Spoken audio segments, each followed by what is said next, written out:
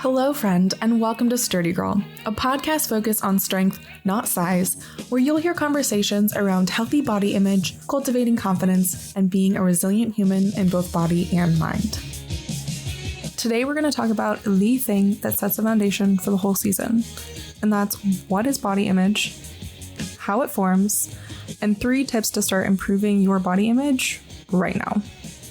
I'm your host, Jess Heiss, joined by my favorite co-host, Megan. Are we talking about your last name, or are you just Megan? I'm just Megan. Okay. You have too many last names. It's too many. Okay. This is Megan. Megan was my first friend when I moved to Portland over a decade ago, and has graciously offered to co-host with me, just because Sturdy Girl had kind of a deep meaning for her and obviously for me. Yeah. Do you want to tell our audience a little bit about the Sturdy Girl things you do? So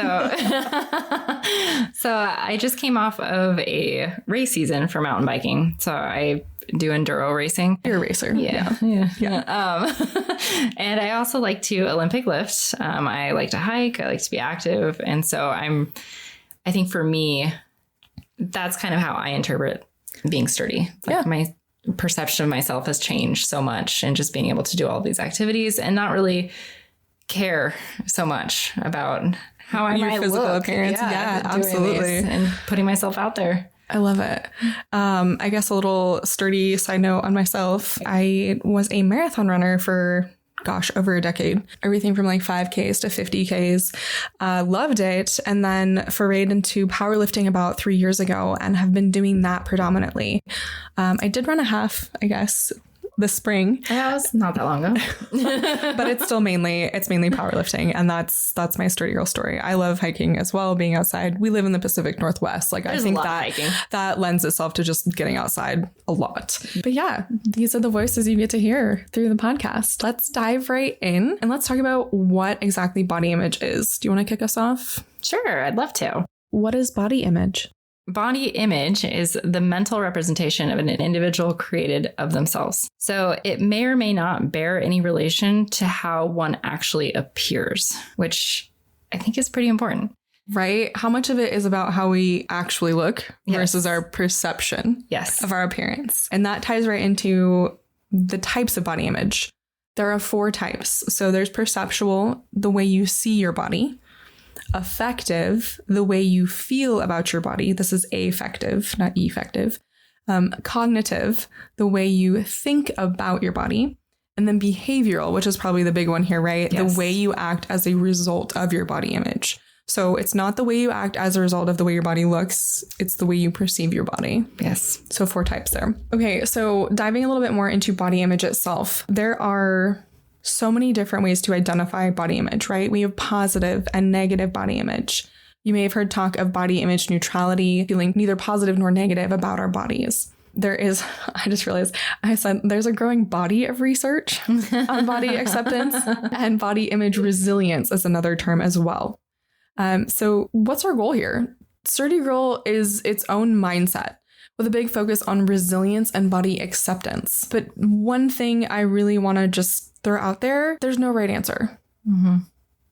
Is it body positivity, body neutrality, body acceptance, body image resilience?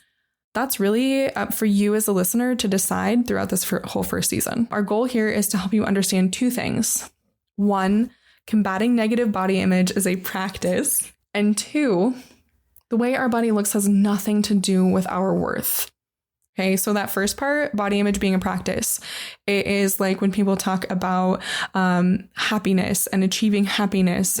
They're moments and they come and they go. So having a, quote unquote, healthy body image, however you choose to define that, isn't a constant state of being. It's not a state that you achieve and just stay there. It is a practice. It takes work and effort and a lot of awareness on that. So that's why Sturdy Girl exists. Yeah. Right? I love it. Let's talk a couple of statistics and then we'll look at kind of what influences and helps form body image. I think it's safe to say negative body image is something the majority of us struggle with at one point or another. Yes, 100%. I know that, just kind of going into the next point, like the 70% of people over the world are struggling with their body image at one point. I'm surprised it's 70, honestly. I know. I want to know how that was quantified. Yeah. And everywhere I looked, but it's like, I would assume that every human at some point struggles with body image. Yeah. And it ebbs and flows and good days and bad. And it doesn't mean you're always stuck in that state, but at some point. Right. Yeah. And I mean, you look at like kids as young as 4 years old. Yeah. Struggling with body image issues. Looking at my niece is 6, and she had an instance a few months back with body image where she was telling her mom that she didn't want to eat all of her dinner. Oh, no. Because she wanted to have a 6-pack like her cousin. No. And so we made it a point the next time we went and visited, like to talk about like eating all your veggies and eating all your food. Yeah. And we love cookies. These help fuel our bodies to do the fun things like jump on the trampoline for 6 hours straight and carry their uncle around. Yeah. And it's not something that a child should have to be worrying about. No, it's so crazy though. 4 years old. Yeah. And then another study, talking statistics still, nearly 70% of young adult women reported withdrawing from activities due to their body image. So sad. And I know that I have personally been in that. Same. How many times in your life have you purposefully withdrawn or not done something because of how you feel about your body? Yeah. Not like because of how your body actually looks. Like how many times have you not gone to the pool or to the lake or the river because you didn't want to be seen in a bikini, because you didn't feel good about your body? How many All times? Of my teen years. Yeah. How many times did you wear the big like cover up or t-shirt over your swimsuit because you were not wanting to expose your stomach in any capacity? Didn't shied away from wearing the fun outfit because you wore the safe outfit to, hang out with your friends, right? Like, how many times have we not done the thing? Yeah. Taken the opportunities because of our appearance? Well, and especially as a woman and like as, a female, as you age, and certain things become a little different looking with your body too. Yeah. Okay. So after these statistics, just some food for thought as we dive into what influences body image. I want to have you as the listener ask yourself how you feel about your body. What would you say?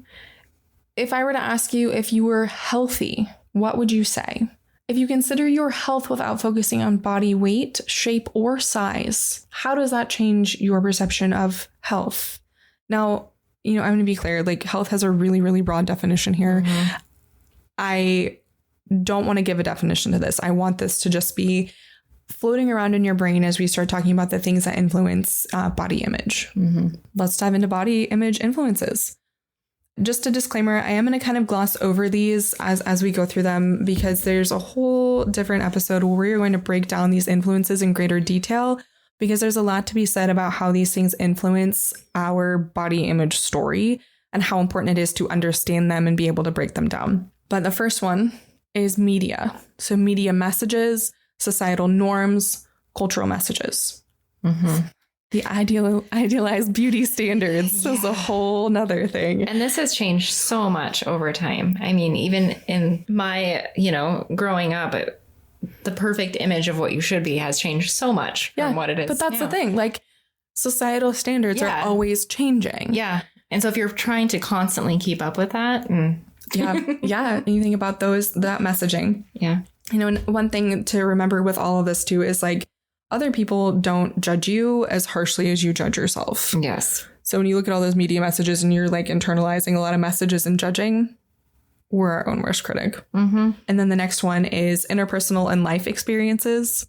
So relationships, family, friends, our community, partners, siblings. The list could go on. Yeah. The people you have surrounded yourself with your whole life. What messages did your parents promote about body image growing up? What about your relationship with your siblings? Were you teased as a kid for some kind of like physical attribute? And then looking at that story of your body image through early childhood, adolescence, early adulthood, right? What influences played a part in that? So like physical characteristics and changes. So this could be anything from like an illness or cancer, pregnancy, if you're going through a time that has really high stress, high anxiety. Yeah. That's a battle of mine. Big perception change. Yes. Acne or just not fitting into what society deems as like the norm. Yeah. Yeah. This is a huge one. Talking about physical characteristics and those things is like, if your body is marginalized because of race, ethnicity, or ability, I mean, that really, really shapes your body image. If you are not a quote unquote accepted body type. Yes. That's right. That's a whole nother thing that we could talk about. It's a whole episode. Yeah, it is. And it's something that, we as white, straight sized humans in this world, we don't know that experience. So just speak to that, being recognizing the struggles that people who live in marginalized bodies go through. And then lastly, the big thing to talk about too is personality traits. I'm a really big fan of talking about growth mindset and talking about how we view challenges, if we shy away from them, if we embrace them, and that like genetics play a big part in our body image and how risk averse we are, and how resilient we are based on our experiences and how we choose to respond to those. Yeah. And I mean, even things as like trauma growing up or like your dynamic. I mean, this kind of goes back into the family, but how we perceive it. But I mean, I think that all of that stuff can really play into it as well and growing up. Yeah, I agree. And, and talking about personality traits too, the biggest influence on our body image are our own ways of judging and thinking about our looks, thought patterns that may have become habitual or automatic. But the thing about that is those thought patterns can change. It's not solid state. We have the story of how we grew up and the way that our body image was influenced growing up, but we have the ability to change that perception and shape how we want to view ourselves going forward and work on those things. Yeah. And it's a constant work in progress. But like, that's why Sturdy Girl is here. Yeah. And therapy. No. Oh my gosh. Well, yes. That goes without saying. Yes. We are not therapists. We are not dietitians. We are not doctors. Yeah. We are not any of that. I am a performance coach. I'm a dental hygienist. I am a fellow sturdy human living this experience, right? That's what we're here for. But if body image is to the point that you are struggling with some kind of eating disorder or body dysmorphia, those things, please seek therapy. Let's talk about body image disruptions, and then let's get straight into tips to improve body image. This is another thing that I'm going to kind of gloss over because next week we're going to talk all about it, and that's body image disruptions. And this is kind of when an event can trigger us to question our body image. So when we're talking about the practice of body image, if there is a comparison that comes up, if you are scrolling social media, if you know, these different triggers, these things that disrupt the status quo of where your body image is like feeling its best. It is something that can lead us to change our appearance or change our behavior, seek quick fixes. But more on that next week. Let's dive into tips to improve body image. A loving but tough reminder. Improving our body image is an inside job. None of these tips are going to be about how to change your appearance or how to quote unquote fix your appearance. When we keep attempting to fix an internal mental problem with outside physical solutions, these quick fixes will never really solve our problems. If body image were something that could be viewed and understood from the outside, then we could improve it from the outside too. This is repetition, but changing your body is trying to fix an internal issue with an external band-aid. Your body is not the problem. The thoughts about your body are. Yes. Mic drop. Mic drop. And this isn't to say it's like anti-diet. Just throw this out there. Like, or, you know, like changing your body or. Yeah, we are not. Yeah. Exactly. We are not anti-changing your body. Yeah. Improving body composition for some people can lead to an improved quality of life. But again, weight loss, body comp changes are physical. One issue. Yeah. Body image, body acceptance are mental. Yes. Two separate issues. Yeah. Okay. You can be as fit as you want and still not have the mental. Exactly. Okay. Tip number 1 for improving your body image. Instead of thinking about all the instances where you don't feel good in your body, can you think about times or activities that you were so caught up in that you didn't even think about your body or its appearance? On a mountain bike. Yeah. On a run. Racing. Lifting heavy shit. Doing yoga. immersing yourself in a book. Like, it doesn't have to be necessarily a physical thing. I was telling Megan this before we hit record, but we were supposed to have family in town, and I was really stoked to see family, but they canceled last minute. And I was like, well, shoot, what am I going to do with my weekend? And I realized that I really wanted to do a puzzle, and I got really excited to like get this puzzle out because I can just kind of reach that flow state, right? Your appearance doesn't play a part in that. And that's, runners will understand this. We talk about flow state, like lifters can too. It's definitely something that is worth seeking out and achieving because you're taking the focus away from appearance and onto activities that you enjoy. Yeah. I mean, I would just say, like, for me personally, like, I think one thing that when you kind of start talking about this, one thing that it did kind of trigger in my head a little bit is I feel like in the moment when I'm like riding or like even at the races that I've like recently done. Yeah. I think that I don't even think about it. I don't think about how I look. I don't think about anything like that. And then sometimes I see the pictures and they come back and I'm like, oh, my knee pads look really like, my legs look like little sausages, like squished into my knee pads. So it's after the fact. But it's after the fact. And then you kind of have to get back into that of like, oh my goodness, like just. But I was so in the moment doing my thing. Yeah, what does it really matter? It doesn't, you know. It didn't affect your performance. But it was something that I didn't affect your enjoyment in the moment. Yeah. And it's kind of more to that later. Yeah. Okay. That's actually like, so tip number 2 for improving your body image is to shift your focus from how does my body look to what can my body do? Does your body do the things that you want? Can you mountain bike the way you enjoy, run races, lift the weights, hike the mountains? Mm-hmm. Can you keep up with your kids and your nieces who never want to get off the trampoline? Right? Just this shift in narrative can help us see that our satisfaction in life doesn't come from our appearance. Yeah. One thing worth noting here, you know, when we're talking about shifting away from looks to what can our body do, this statement can be problematic and triggering for those that aren't able-bodied. Yeah. The intent here is to draw attention away from our appearance and more on the appreciation for our body itself, the meat sack that gives us the ability to experience life on Earth. Mm-hmm. Like that's the point here. It is not to take away from anyone who has some kind of disability or isn't able to do the things that they generally enjoy. If you're going through an injury, if you are disabled, if you have other things, right? Many of us lose sight of the things that we can do and instead get caught up in how it may not fit the quote ideal of the activity that we're doing or the society that we reside in. And especially when you're bombarded so much by social media. Oh, yeah. You're just sitting there doom scrolling everything and then seeing people. Or you're like, I'll do this thing when my body looks this way. Yeah. Putting something off. Yeah. Mm-hmm. Right. Yeah. Waiting for your body to look a certain way. When I'm this, because, you know, for me, it's always like, oh, I could do that when I'm like that fit or something. Yeah. But that's how I look, you know, versus. Yeah, exactly. Can I actually do it?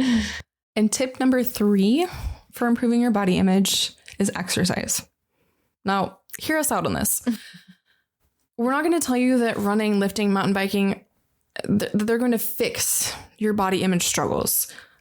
But looking at a few different studies, the total over 500 individuals showed that those who exercise for functional reasons rather than aesthetics had a better body image and better body satisfaction. That's worth noting. And this isn't to say exercise and go join a CrossFit gym so that you can compete in the CrossFit Games. This isn't to say go become the best lifter or runner or, you know, challenge yourself to doing something every single day. Like, that's not our point here. There's a lot to be said about getting out and going for a walk. Yeah. There's a lot to be said for going through a mobility flow or yoga or something like that, where you're just moving. Yeah, exactly. Yeah. I mean, even like, I think, you know, we were talking about this before, but like even working remote at home, you know, having that shift and only kind of being at my desk and bubble where I'm only at home. I was able to kind of time myself to be like, all right, well, I need to go out and like take walks. I need to go out and even if it's just playing with a dog for a little while, like have some type of movement, because I feel like that just made me feel better overall. I don't know if that necessarily is, you know, kind of like with the body, but like I feel like it ties in. Absolutely. Yeah. Working from home, you are sedentary. You're sitting. Yeah. It's almost like that inertia piece. Yeah. Right. Our point here being moving your body can help with us kind of getting out of that negative headspace. I don't want it to be like that Instagram video of like, going for a walk cures your depression, being in nature, but there is value in this. Yeah. So that is why it is on kind of our top 3 tips. So taking a walk, moving your body, even if that's, I guess, said this like 4 times, jumping on the trampoline with your nieces. Yeah. And I mean, like exercise, to me, like the big bullet point with this is just really movement, you know, like in any form. Really, it makes me, this is a total aside, but it makes me think of Legally Blonde when she's making her case about like exercise producing endorphins. Yeah. And endorphins make people happy, and happy people just don't kill their husbands. Yeah. They just don't. They don't. So like our point here is that exercise can help improve body image. Yeah. Yeah. There you go. Well, and it can improve, like, I know for me, exercise is a huge piece. Like when I recently went through an injury on my shoulder, and I had to cut back with a lot of my lifting, a lot of my regular pattern things. Well, you also were in season for racing as well, which changes your lifting habits. True. It was definitely combination. I feel like the injury happened and then it cycled into it. Okay. So it just like went for so long without doing my regular pattern. And like, I felt my body changing, and like, not necessarily in the way that I wanted it to. And I think it was a mental barrier for a while, because I was like, I'm losing strength. I'm not able to do these things. And that noticing like, oh, the time has gone by, I've clearly lost physical strength. Yeah. That also involves our perception of our body too. Yeah. Because I was doing other things. I mean, I was out there.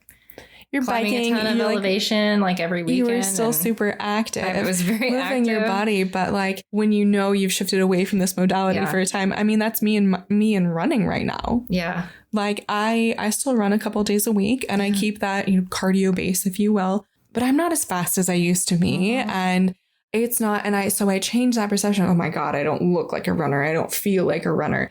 And having to have that piece of like, no. I'm still staying active. We're still like powerlifting. We still like walk the dogs. We still do those things. And I think this ties perfectly into kind of the last and bonus point for our body image tips. And that's self-compassion. And having that self-compassion practice, you're going to hear us talk a lot about self-compassion in this podcast. There's a ton of research on it. Kristen Neff is a huge researcher for self-compassion. And there's a lot to be said about self-compassion with body image, with so many things. So let me define it real quick. It's defined as the ability to be kind to oneself, to see one's difficulties as part of the common human experience, and to be mindful of one's distress, as opposed to being self-judgmental, feeling isolated, and getting over-identified with personal difficulties. Yeah. So this can look like accepting that a moment's painful or uncomfortable. For example, feeling extreme dissatisfaction with our bodies. But we don't sit there and try to change our thoughts, right? If we're sitting in a day that's just bad body image, and we're saying all kinds of shit to ourselves, it's letting those thoughts come up, and it's acknowledging that they exist. But it's not trying to change those thoughts or shame ourselves for having those thoughts. It is having that self-compassionate, like, here's the self-compassion check. Ask yourself the question, how would we respond to a close friend feeling this way or saying these things? That's the self-compassion question there, because this ties into the overarching theme with body image is about our relationship with ourself. It is the longest, most intimate relationship that we will ever have.